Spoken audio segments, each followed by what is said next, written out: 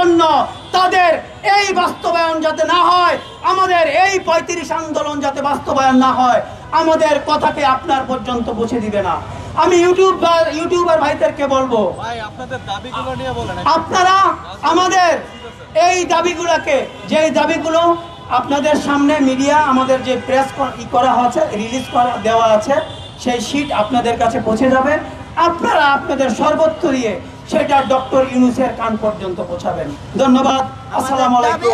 বাংলাদেশ জিন্দাবাদ, ইনকিলাব জিন্দাবাদ। ধন্যবাদ সাহেব ভাই আপনাকে। এ পর্যায়ে আমাদের সঙ্গে বক্তব্য নিয়ে আসছেন জনি। প্রথমে আমি একটি কথা আপনাদেরকে স্মরণ করে দিতে চাই। 5ই আগস্টের পর, গণঅভ্যুত্থানের পর আমরা বয়সীমা 35-এর দাবিতে বৃহৎ আন্দোলন করেছিলাম এবং যমুনার সামনে আমরা অবস্থান নিয়েছিলাম। তারই পরিপ্রেক্ষিতে বাংলাদেশ সরকার, অন্তর্বর্তীকালীন সরকার একটি সংস্কার কমিটি গঠন করে দিয়েছিলেন। সেই সংস্কার কমিটি পুরুষদের জন্য 35 এবং নারীদের জন্য 37 সুপারিশ করেছিল। সুপারিশের পর আমাদের শ্রদ্ধেয় রেজনা চৌধুরী ম্যাম, উনি প্রথম শ্রেণীর মিডিয়ার সামনে উনি প্রেস কনফারেন্সে বলেছিলেন যে একজন শিক্ষার্থী, একজন চাকরি প্রার্থী সর্বোচ্চ 3 বার বিসিএস অংশগ্রহণ করতে পারবে এবং চাকরির আবেদনের বয়সসীমা সেটা 32 থাকবে।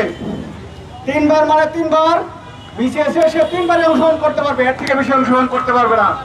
এবং চাকরির আবেদনের বয়সসীমা 32 হবে, এটা পরিবর্তন করা হবে না।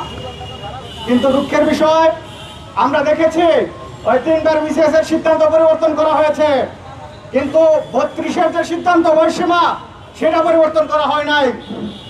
আমরা জানতে চাই এই 3 বারের বিসিএস এর সিদ্ধান্ত যদি পরিবর্তন হয় তাহলে 32 বয়সসীমার সিদ্ধান্ত কেন পরিবর্তন হলো না? আমরা অন্তর্বর্তীকালীন সরকারের কাছে জানতে চাই কেন বাংলাদেশে বয়সসীমা 32 থাকবে, 30 থাকবে। আপনারা লক্ষ্য করলে দেখবেন পৃথিবীর প্রত্যেকটা দেশে, উন্নত দেশ বলেন, অনুন্নত দেশ বলেন, উন্নয়নশীল দেশ বলেন, প্রত্যেকটা দেশেই এই চাকরির আবেদনের বয়সসীমা 35 বছর বা তার থেকে বেশি আছে। এই সংস্কার কমিটি অনেক গবেষণা করেই তারা সুপারিশ করেছিল। আমাদের সংস্কার কমিটির প্রধান ডক্টর মহিউদ্দিন চৌধুরী স্যার উনি মিডিয়ার সামনে বলেছিলেন যে আমরা অনেক রিসার্চ করেছি, গবেষণা করেছি, আমরা দেখেছি পৃথিবীর বিভিন্ন দেশে, আমাদের প্রতিবেশী দেশগুলোতে বয়সসীমা 35 বা তার থেকে বেশি আছে। পৃথিবীর অনেক দেশে বয়সসীমা উন্মুক্ত আছে। আজকে বাংলাদেশে বয়সসীমা 30, 32। কেন এটা আমরা জানতে চাই।